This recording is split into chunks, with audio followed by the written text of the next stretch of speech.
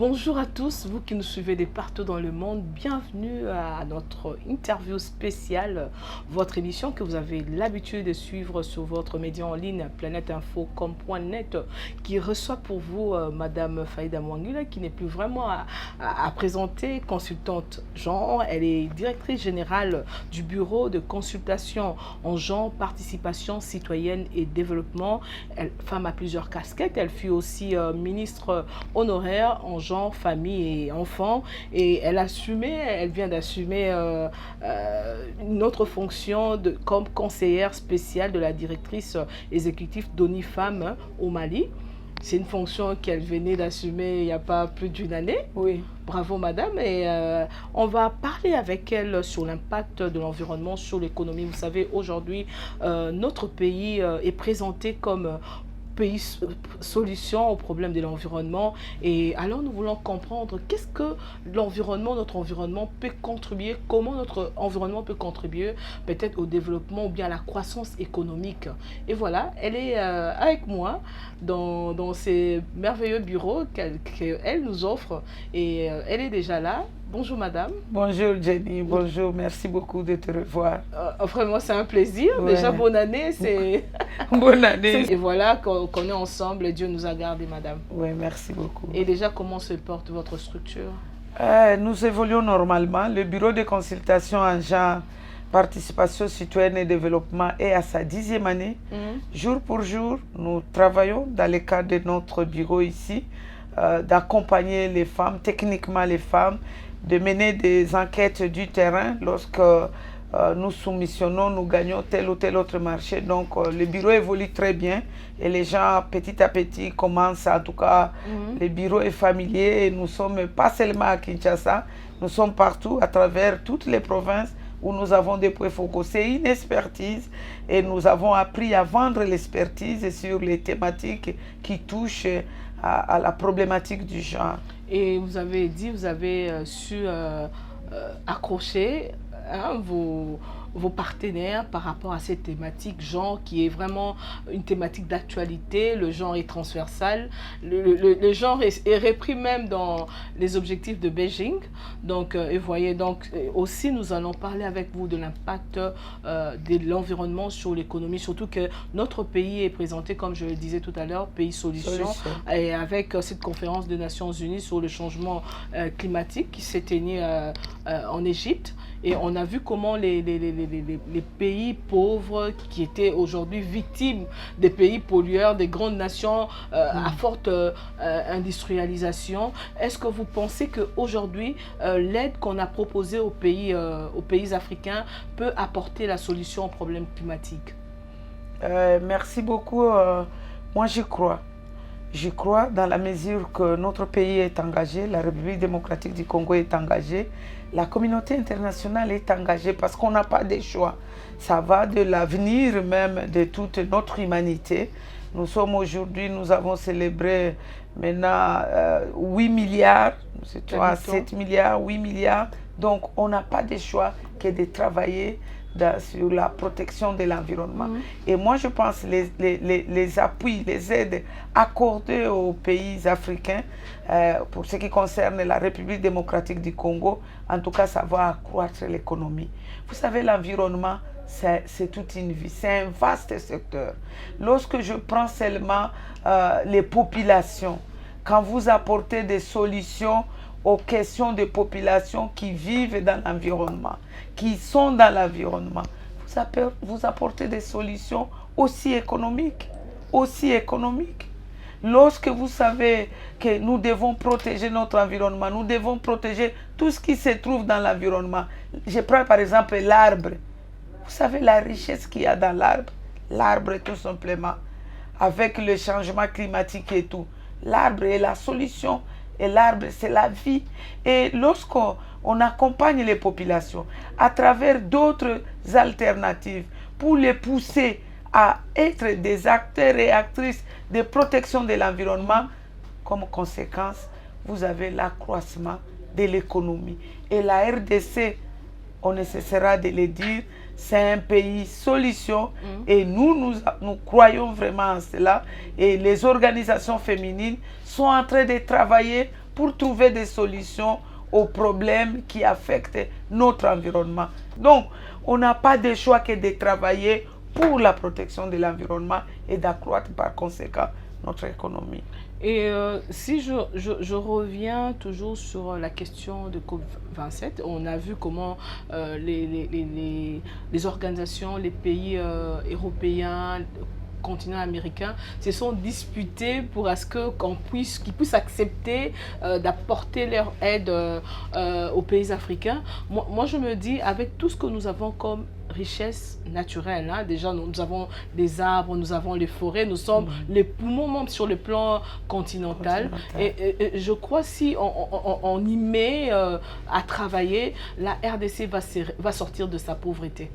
Effectivement, parce qu'aussi, il y a un lien. Tout ce que nous vivons comme conflit aujourd'hui, à un certain moment, comment accepter que des citoyens congolais, les jeunes congolais, chaque fois recrutés dans les groupes armés, pourquoi ils sont recrutés? Ce n'est pas pour un objectif bien clair, ils sont recrutés parce qu'ils n'ont pas du travail. Aujourd'hui, à travers nos villes, dans les centres-villes, dans presque toutes les villes de la RDC, vous trouvez des jeunes qui sont nés et grandis dans les rues. Et ces jeunes-là, avec tout le travail qui va être créé grâce à la protection, aux programmes qui seront conçus, à des projets qui seront conçus, moi je pense qu'il y aura du travail pour tout le monde. Et quand il y a du travail pour tout le monde, il y a l'amélioration des conditions de vie, l'amélioration économique. On va créer une classe moyenne parce que dans notre pays, on n'a pas une classe moyenne. Il y a peu de personnes qui peuvent être très riches et d'autres, plus de 80-90% trop pauvres. Il y a l'inégalité. Il y a des inégalités que nous vivons et je pense vraiment qu'il est temps de profiter de ces opportunités par rapport aux projets bancables et tout pour aider les citoyens congolais à trouver du travail grâce au programme de protection de l'environnement. C'est bien dit, le programme de protection de l'environnement. Est-ce que notre population au moins comprend aussi ces concepts qui est vraiment très très important pour nous-mêmes d'abord, communauté, et aussi en général pour la population? Quel est le travail qui doit être fait pour que la population puisse s'approprier de cette lutte de la protection de l'environnement? Moi je pense que les défis sont énormes. Les défis sont énormes. Mais il faut continuer à sensibiliser, à conscientiser la population. Avant de commencer cette émission, tu as trouvé une femme ici. Elle qui vous dit, voilà, partout il y a des déchets, partout il y a des sachets en plastique. Et la femme, c'est elle qui utilise ces sachets quand elle part au marché. Elle doit emballer un peu d'impiodi, la chikwang, elle met dans un sachet. Mais dans l'entretemps, elle jette ça. Il y a des mesures que les autorités ont prises pour les mesures d'interdiction de vente des sachets dans la ville-province de Kinshasa. Est-ce que ces mesures ont été respectées? Ces mesures n'ont pas été respectées parce qu'il n'y avait pas de solution d'échange. Maintenant qu'il y a une femme qui vous dit par exemple, voilà, moi je vais fabriquer des paniers. Comme ça les femmes auront moins à recourir à des sachets, elles auront leurs paniers. C'est déjà des solutions. Mais il faut aller plus loin. Il faut aller plus loin à partir même de l'éducation. Apprendre aux enfants à protéger l'environnement. Et c'est comme ça qu'il y a des programmes qui sont conçus au niveau du ministère de l'Enseignement pour pousser les enfants à aimer l'environnement, à protéger l'environnement, à éviter l'insalubrité. Et vous allez trouver que des enfants apprennent déjà dès le bas âge à planter les arbres, les enfants apprennent à ne pas jeter de la saleté dans l'eau, les enfants apprennent. Donc, moi je crois que c'est toute une vie. L'environnement c'est toute une vie et il faut y aller. On n'a pas d'autre choix que d'y aller. On n'a pas à cause de tout ce que nous connaissons comme changement. Parce que aussi, la RDC peut nourrir l'ensemble de l'Afrique. Mais lorsqu'on ne fait pas la protection de l'environnement, comment nous allons gagner dans l'agriculture? Si nous prenons ne fût-ce que les domaines agricoles, on ne saura pas. il y aura des éboulements tout le temps, les gens qui planteront de tout vivre et tout, leurs plantes, leurs arbres et tout, vont voir que tout cela va être englouti. Moi, je pense que c'est l'éducation permanente dans la protection de l'environnement qui doit demeurer et les gens doivent comprendre ça, que l'environnement, comme la santé, c'est des matières transversales. Il faut vraiment toucher tous les domaines de la vie de manière à ce que l'ensemble de la population congolaise s'approprie cette lutte-là. Tout le monde doit s'approprier. Moi, je crois que c'est un problème qui doit être fait à tous les niveaux. Oui. Parce qu'aujourd'hui, nous avons des autorités, des responsables de notre pays qui donnent des directives, des politiques, mais malheureusement, il n'y a pas de suivi. Ne pensez-vous pas peut-être qu'au niveau des responsables de notre société, des responsables du gouvernement, ils doivent mettre le point sur la table pour à ce que les politiques et les principes pris soient suivis de près. Parce qu'aujourd'hui, vous dites qu'on avait interdit la vente de sachets, l'usage de sachets, mais il n'y a pas eu de suivi. Mais aujourd'hui, on trouve les sachets presque dans toute la ville. Comment pensez-vous un peuple qui n'est pas suivi, qui vit dans l'anarchie, peut arriver à protéger son environnement? Et moi, je crois qu'il y a des responsabilités qui sont partagées. Les autorités ont leurs responsabilités, mais nous, la population, nous avons aussi notre responsabilité. Qu'est-ce qu'il faut faire? Je vous dis, Jenny, dans le cadre de mon travail, je suis tout le temps sur le terrain. Même pour la ville de Kinshasa, je ne travaille pas. J'ai mon bureau ici en commune de Gombe, mais je fais le terrain, les Kinkimi, les Kimbanseke, toutes les communes périphériques, je descends. Mais qu'est-ce qu'on constate? Il y a un vide, il y a absence de communication entre les autorités, je parle des autorités locales, parce que nous sommes dans les communes, et les populations. Vous pouvez rester 2 ans, vous n'avez jamais rencontré votre bourgmestre. Et quand tu poses la question, est-ce que vous connaissez votre bourgmestre ici? Personne ne connaît. Qui a déjà été au bureau de la commune? Mais maintenant, comment vous allez dire, je suis citoyen, j'habite tel endroit, mais je suis incapable d'aller connaître même le lieu du travail du responsable de la commune dans laquelle je vis. C'est inconcevable. Il n'y a pas de relation. Donc, il n'y a pas du tout de relation. C'est quelques relations comme les gens ont évolué, ont aimé parler entre guillemets politique, parce que la politique, il y a une bonne manière de faire de la politique. Mais quand tu transformes la politique à une simple politique de propagande, là tu détruis tous les efforts au niveau local. Parce qu'il faut aller vers la population, même les petits programmes au niveau des communes, les programmes de développement, il faut élaborer les projets avec la population. C'est la population qui dira, voici nos priorités en matière environnementale. Nous avons des problèmes ici, et comment les résoudre? Alors, l'autorité vient. Il n'y a pas un rayon d'action pour les autorités et pour la population, parce que les deux vivent dans le même environnement. Donc, je crois franchement, on doit repenser notre manière de gouvernance pour résoudre tous ces problèmes qui se posent au niveau environnemental. Et ce que je comprends, il faut une redynamisation de la politique de gestion de ressources humaines de la communauté, parce que c'est comme si on a l'impression que les autorités imposent les lois, et ces lois qui ne sont même pas applicables. C'est là où ça fait défaut aujourd'hui. Aujourd'hui, comment maintenant arriver à un changement de mentalité de la population? Parce que j'ai compris, il faudrait d'abord le rapprochement des autorités aux gouverneurs, les personnes qui sont gouvernées par les autorités. Il faut un rapprochement. Mais comment comptez-vous peut-être à changer la mentalité de nos communautés pour une bonne protection, pour l'appropriation de ce que nous voulons pour notre environnement? Merci beaucoup. Vous savez, au niveau de... Nous sommes une initiative privée, mais dans le volet participation citoyenne, parce que notre bureau, c'est de consultation en genre, participation citoyenne. C'est dans le volet participation citoyenne que nous développons certains petits projets que nous présentons et défendons auprès de nos partenaires. Et là, nous sommes devant les autorités locales. Et là, nous n'allons pas seulement au niveau des bourgmestres, nous descendons au niveau des chefs de quartier.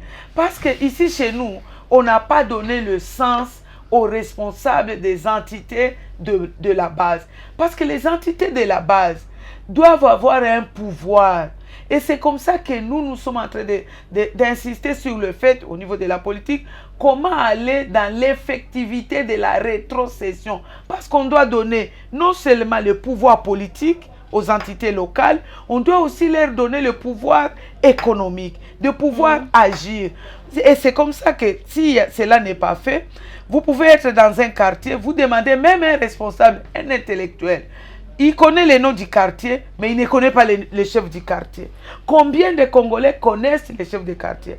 Combien de chefs de quartier connaissent le nombre de populations et quels sont les visiteurs qui sont... C'est une question fondamentale qui touche même à des questions sécuritaires. Et c'est comme ça qu'un bandit, un incivique peut quitter telle province ou tel pays, venir s'installer et commettre des dégâts énormes. Parce qu'on ne sait pas nous-mêmes, en tout cas, comprendre ce que nous devons faire comme population, mais aussi comme autorité locale, comme autorité gouvernementale. Tout cela, ça passe par, en tout cas, des formations, ça passe par l'accompagnement. Et je pense que nous aussi, comme population, c'est là les responsabilités. Beaucoup de gens, des responsables, quand on leur dit, vous habitez telle commune, est-ce que vous pouvez être chef de quartier? Il a son travail, on lui dit seulement, comme il n'y a pas, ces gens ne sont pas payés, souvent aussi, il n'y a pas de traitement. Donc, les gens qui exercent ces fonctions-là, pour la plupart, c'est des gens qui n'ont pas une certaine considération. Ils sont démotivés déjà. Ils sont démotivés et puis ils ne sont pas considérés. Et ils sont toujours là pour demander peut-être un petit rien et tout. Quand on vient acheter une parcelle, même si c'est à côté de rail ou à côté de la route ou à côté du marché, on donne. Parce qu'on sait seulement, je vais donner une petite motivation. Nous sommes en train de nous détruire et détruire notre environnement nous-mêmes. On ne peut pas construire à côté d'une rivière. On ne peut pas. Même à côté d'un ravin. On ne peut avec pas. Avec les pluies diluviennes. On ne peut pas. Nous pouvons bon crier. Mais comme citoyens, nous avons besoin d'être écoutés par les dirigeants, mais nous avons besoin d'être disciplinés, de respecter les lois et les normes. Et en vous entendant parler, je comprends, on a un problème de prise de conscience. Oui. Chacun doit prendre conscience du rôle qu'il doit jouer dans la société. Absolument. Et de ce qu'il doit contribuer pour la protection de son environnement. Oui, oui, parce que vous venez d'en parler, nous rappelons la semaine dernière, avec tout le mort, on a eu au moins 169 morts causés par la pluie diluvienne qui s'est battue. Même une seule personne. L'une des raisons aussi, c'est la mauvaise construction, la mauvaise gestion urbanistique, parce que la ville est tellement, et la densité elle est forte aujourd'hui, on ne sait pas contrôler cette densité et comme conséquence tout le monde construit là où il veut et il n'y a pas de suivi et à chaque fois il y a des morts. Vous avez vu comment le gouvernement a dépensé parce qu'il fallait enterrer tous ces morts et il fallait donner à chaque famille 3 000 $, c'est beaucoup d'argent. Oui. Parce que si on avait protégé l'environnement, protégé ces hommes, on n'aurait pas dépensé cet argent qui aurait servi peut-être à la construction d'une route. Je préfère encore qu'on évite ou qu'on prenne des dispositions pour qu'il n'y ait pas de tels dégâts que d'enterrer. Je vois un enseignant de l'école où étudie ma fille. Cet enseignant vivait dans un ménage de 3 personnes. 4 personnes, lui-même, son épouse et ses 2 enfants. Vous savez, le même jour, à cause de ces eaux de pluie, son bébé de 3 mois était parti, porté disparu par des eaux. Sa fille de 8 ans a été retrouvée morte. Son épouse était grièvement blessée. Mais une semaine après, l'épouse est décédée. Quelle est la vie qu'on donne à ce monsieur? Il est complètement détruit. Donc moi, je pense que nous, les citoyens, nous devons prendre conscience. Parce que les citoyens méritent les dirigeants qui... Parce que si toi-même, citoyen, tu n'arrives pas à comprendre les dangers qu'il y a ci et là, et que tu tombes sur un citoyen, un responsable qui ne sait pas assumer ses responsabilités, tu as des problèmes. Parce que si par exemple, il y a conjugaison d'énergie, il y a moyen d'éviter certains problèmes. Il y a moyen de trouver des solutions. Je me rappelle, je suis arrivée là où moi j'habite en 2006. pour chercher une maison où habiter. Je regardais, en tout cas la maison réunissait les conditions. Mais à l'entrée de la rue, il y avait une poubelle. Sur la route, à l'entrée là, c'est ici que les gens venaient jeter les immondices. Et ce n'était pas loin de la route. Mais qu'est-ce qu'on a fait? On s'est mobilisé au niveau de la rue. Et on a créé notre syndicat. Et nous avons commencé nous-mêmes à travailler tous les dimanches tôt matin, à enlever les immondices. Et nous avons fait notre règle. Personne ne peut jeter les immondices ici. Vous jetiez les immondices, on te suivait, on prenait les colis et on allait déposer devant ta maison. C'est fini, cet endroit est propre jusqu'aujourd'hui. C'est pour vous dire que tout est fonction de la mentalité de la population.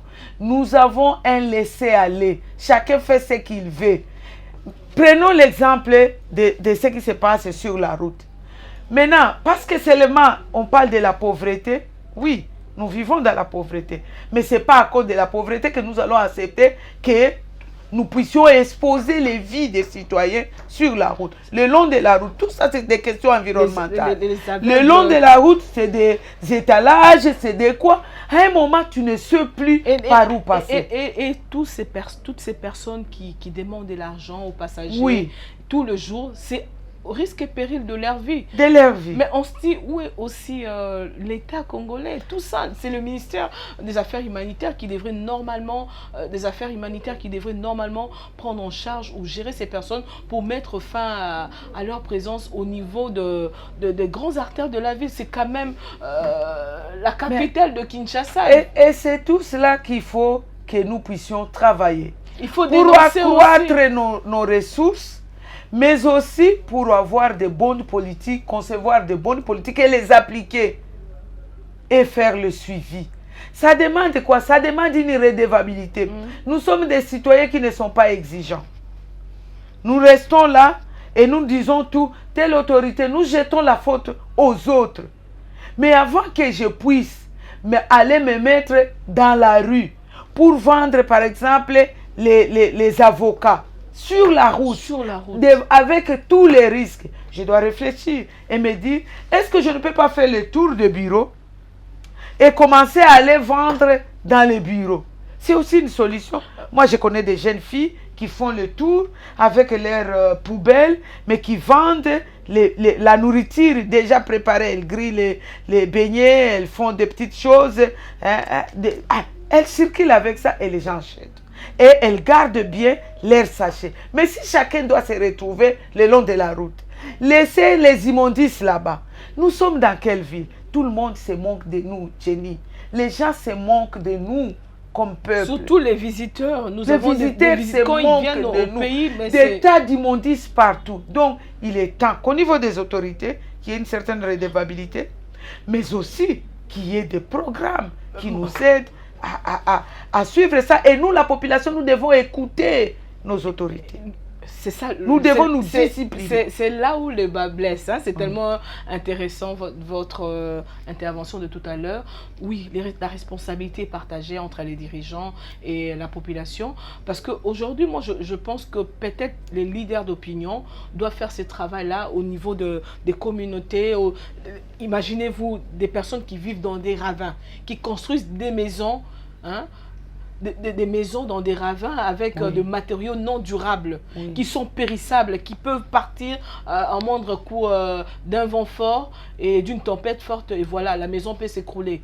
Et comment arriver à sensibiliser ces personnes-là pour ne pas lotir à ces genres d'endroits? Parce que à ces genres d'environnement, c'est pas tout, ce n'est pas tout espace vert qu'on doit lotir une maison. Moi, je pensais que vous avez aussi une part de responsabilité, vous les leaders d'opinion, parce qu'on vous suit, parce qu'on vous écoute aussi. Peut-être qu'aller travailler avec les autorités, faire des plaidoyers au niveau des décideurs pour qu'on puisse changer les choses. Parce que là, on risque un jour de voir tout un capital, les personnes disparaître. En tout cas, moi j'ai été choquée par ce qui s'est passé il y a 2 semaines de voir ces morts.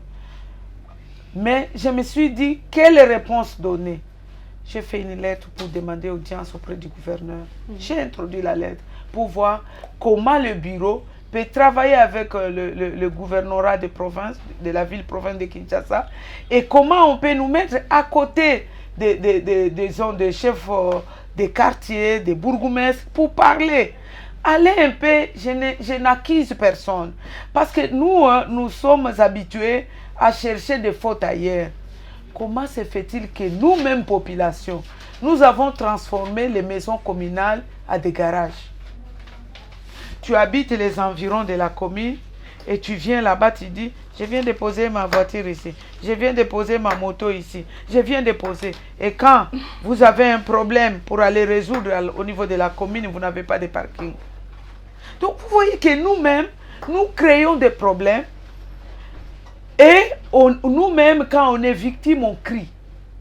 Donc à un certain moment, nous devons développer ces échanges-là.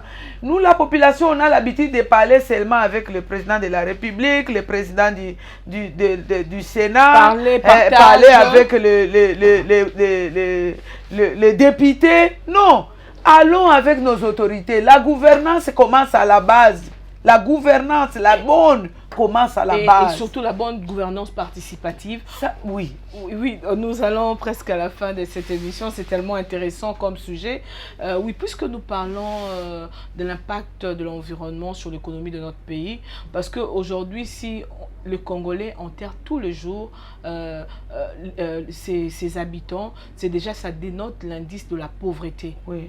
Et aussi, si on a une société, un environnement insalubre tout le temps, les gens vont tomber malades tout le temps. Mais comment pensez-vous peut-être rectifier les tirs, hein, surtout à aider notre population à lutter contre l'insalubrité, à ne pas jeter les plastiques dans les caniveaux? Comment aussi sensibiliser nos autorités à avoir l'habitude de curer nos caniveaux, l'évacuation des plastiques, les immondices sur un bon ruissellement sur notre fleuve Congo? Ça serait une bonne chose que nous pouvons contribuer à la protection de notre environnement. Ouais. Moi, je pense qu'il y a un prix à payer pour chaque mesure. Kinshasa, c'est le miroir de la République démocratique du Congo. Kinshasa, c'est la capitale. C'est inconcevable de vivre dans une capitale où tu ne contribues pas à l'évacuation des immondices que tu produis. Et de deux, où tu ne payes pas l'impôt. Je vous dis, c'est ça, c'est tout ça. On doit parler de toutes ces questions-là. Parce qu'on se réveille le matin, on jette la responsabilité aux autorités. Les autorités ont les responsabilités. Mais nous, la population, je connais moi des ONG qui ont pris des initiatives pour commencer à ramasser les immondices auprès de ménages, dans les ménages. Et on vous demande 10 $. Mais nous préférons prendre 10 $, aller prendre la bière, mais non pas adhérer à ces programmes de 10 $ pour des gens qui viennent vous ramasser vos immondices. Mais les ONG qui sont pauvres. Non, les pauvres, oui, il y a des pauvres. Mais tout le monde n'est pas pauvre. Moi, je connais sur notre rive, vous pouvez être au nombre de 20 ménages. C'est peut-être 2 ménages qui avaient répondu à cet appel des organisations. Alors, comment vous allez dire? Alors, c'est comme ça qu'il y a d'autres solutions. Il y a lieu de continuer à développer les provinces pour que les gens rentrent. La ville ici, il faut désengorger la ville. Il faut favoriser le retour. Parce que nous avons vécu l'exode. Maintenant, il y a plein de gens. Vous rêvez quand même, mais moi, actuellement, le gouverneur de la ville était allé chasser les constructions anarchiques dans les cimetières vers Mboudi. Oui. Mais on m'apprend qu'aujourd'hui, il y a ceux-là qui se sont retournés. D'autres commencent encore à rebâtir. Nous sommes dans quel pays? C'est comme si on vit dans la jungle. Oh, donc, c'est ce que je disais. Il n'y a pas de réponse alternative. Quand vous dites à quelqu'un quitter, c'est pour qu'il aille où? Supposons une personne habite dans un coin où il ne faut pas habiter. C'est de dire, ok, nous avons des vastes, nous avons des espaces. On va dire, ok, on crée tel programme. Si toi, par exemple, vous savez, si vous entrez dans Lingwala ici, non, vous allez trouver dans une petite parcelle, il y a à peu près 30, 50 personnes. Et il y a des loyers partout. Une pièce, c'est 5 personnes, 10 personnes. Non, je t'assure. Et les gens vivent, nous vivons des situations désastreuses. Je ne connais pas une ville où les gens meurent tous les jours. Donc, nous-mêmes là, nous sommes problèmes, mais nous devons nous aider les autorités à trouver des solutions. Trouver des solutions, les appuis vont venir, mais d'abord le changement de mentalité. Le changement de mentalité. Nous devons apprendre à travailler durement.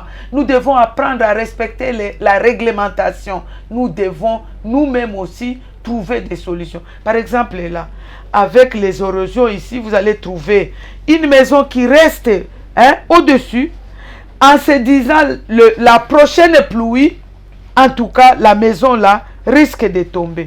Puisque nous allons rappeler à nos internautes, puisque nous parlons de l'impact de l'environnement sur l'économie, parce qu'aujourd'hui, on s'est dit, si nous protégeons notre environnement, on va faire gagner notre pays et on va développer notre pays. Parce que l'environnement répond même aux ODD, aux objectifs de développement qui doivent normalement, on doit accomplir en 2065. 2065. Donc, on a vraiment du chemin à faire.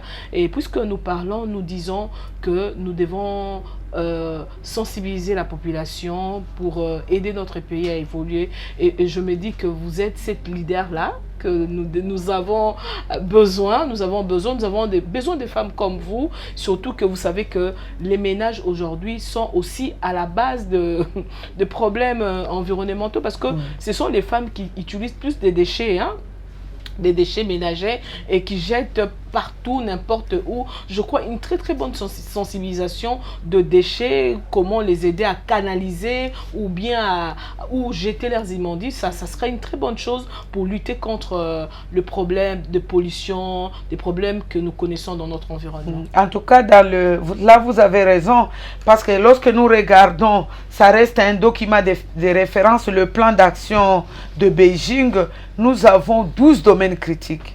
Et dans ces 12 domaines critiques, il y a un domaine qui se nomme femmes et environnement. Dans ce programme-là, il y a toute cette éducation, il y a toute la pédagogie de protection de l'environnement. Et chaque femme doit demeurer actrice de protection de l'environnement. Et il y a des organisations qui travaillent sur ça. Et quand je t'ai parlé de ces quelques propositions, des réponses à apporter à l'insalubrité de la ville, donc à un certain moment, il faut la conjugaison des efforts. Il faut l'intervention de la police, il y a le ministère de la Santé, parce qu'il y a toute une direction d'hygiène, et prévention, il y a le ministère de la communication. Donc franchement, il nous faut des choses comme ça. Parce que l'argent, ce n'est pas l'argent qui va résoudre le problème. On peut nous amener des millions. Mais s'il n'y a pas une éducation à l'avance, une éducation civique, oui, nous n'allons pas beaucoup gagner.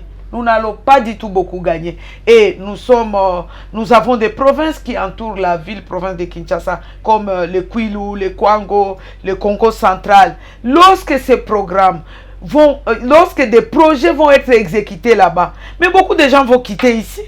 Quand vous circulez dans la ville, même ici à Gombe, vous trouvez des jeunes gens qui sont là debout, qui n'ont pas du travail et qui attendent peut-être tel qui passera pour cirer ou tel qui va m'envoyer ou me posera une question. Non, en tout cas, ça va nous aider à créer de l'emploi, particulièrement pour les jeunes, et cela aidera à désengorger la vie. Waouh!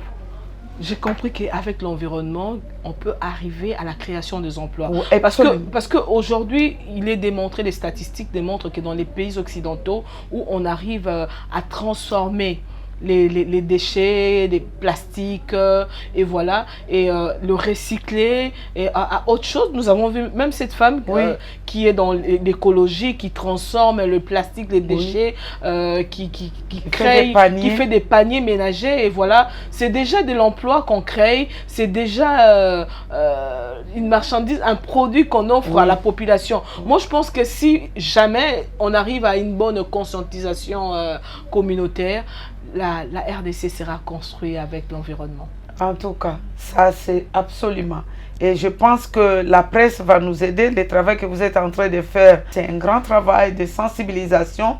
Et il faut poursuivre cela au niveau des communes, parce que nous nous disons aussi notre population a difficile à suivre les informations. Au-delà de la radio qui couvre une partie du territoire, il faut aller sur terrain, de porte à porte. C'est aussi important. Et là, c'est le travail des communes, des autorités locales, ensemble avec les leaders locaux. Il y a la responsabilité, ça ne sert à rien de se jeter la responsabilité. Non, c'est tel ou tel. Non, nous sommes dans un même monde et nous devons travailler pour notre environnement. Travailler pour notre environnement, nous allons chuter avec cette entrevue que Madame Faïda Mangula, qui est directrice générale du bureau de consultation en genre et participation citoyenne et développement. Elle nous a vraiment accordé du temps pour comprendre le secteur de l'environnement en RDC et pour chuter quels sont les bénéfices de l'impact de l'environnement pour l'économie, sur l'économie de notre pays. D'abord, le premier parmi les bénéfices, moi j'ai dit notre propre santé. Quand vous vivez dans un bon environnement, vous avez la possibilité de vivre longtemps. Parce que vous êtes protégé, vous respirez de bonheur. D'abord, la santé est tout. Une population qui est en bonne santé, cette population va travailler, cette population va produire, cette population, c'est d'abord ça. Mais ensuite aussi, il y a l'économie. À travers le travail qui sera produit, les emplois qui seront créés, l'encadrement. Donc, on va baisser la tension au niveau de la jeunesse qui est à 80% dans le sous-emploi.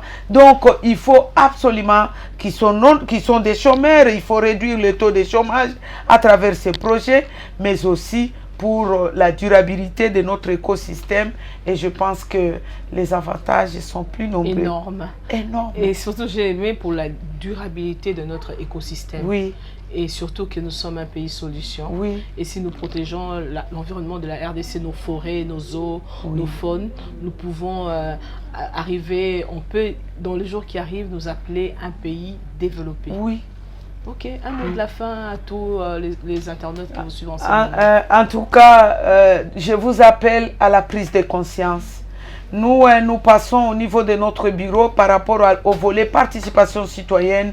Nous invitons toujours, c'est ça le travail que nous faisons, conscientiser la population par rapport à sa responsabilité pour son bien, mais pour le bien de l'humanité. Travailler pour l'environnement, c'est travailler pour l'humanité tout entière. Merci vraiment à l'équipe de la Planète Info qui suit ces questions aussi fondamentales. La question environnementale, les avantages que nous avons sont beaucoup plus nombreux. Il faut vraiment nous prendre main dans la main, les autorités, la population, comprendre, conscientiser. Tu as un voisin à côté de toi qui jette les immondices, il faut lui dire respecter notre environnement, protéger notre santé. Merci beaucoup. Oui, nous disons merci beaucoup à Madame Faïda Mangula et planèteinfo.com.net dit être fier de vous, d'avoir une femme avec une belle tête, une tête bien faite. Et voilà, nous avons compris tous les questions environnementales qui sont d'une grande importance. Si tout le monde prend conscience, nous allons construire notre pays en protégeant notre environnement et nous allons aider notre pays à beaucoup gagner sur le plan économique. C'en est fini pour aujourd'hui. Merci beaucoup à Patrick Mangoma qui est le webmaster de planèteinfo.com.net qui était derrière la caméra. Et merci à vous tous qui nous suivez de partout dans le monde. Restez connectés sur notre média en ligne planèteinfo.com.net. Bonne année chez vous.